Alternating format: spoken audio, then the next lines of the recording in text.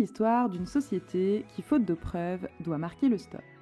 À l'issue du contrôle fiscal d'une société, l'administration refuse la déduction de frais remboursés à son dirigeant. Elle estime que les indemnités kilométriques, qui s'élèvent à plus de 35 000 €, remboursées au dirigeant au titre de l'utilisation de son véhicule personnel, ne sont ni justifiées ni engagées dans l'intérêt de l'exploitation. Elle rehausse donc l'impôt dû par la société.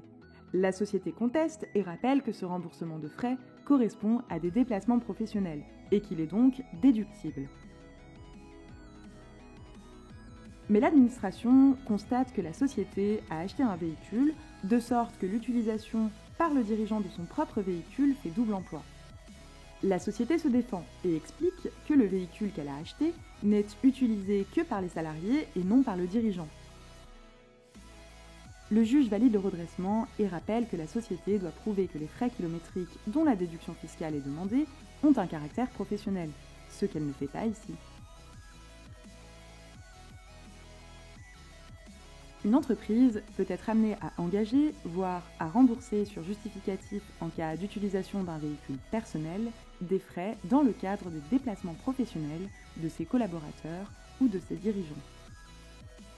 Ce type de dépense est normalement déductible du bénéfice imposable, mais cela suppose d'être en mesure de prouver que les frais en cause correspondent à une dépense d'exploitation normale en raison de sa nature professionnelle. Pour cela, il est impératif de conserver toutes les pièces justificatives pouvant servir d'éléments de preuve, factures, notes, etc., et établissant qu'elles ont bien été engagées dans l'intérêt de l'entreprise.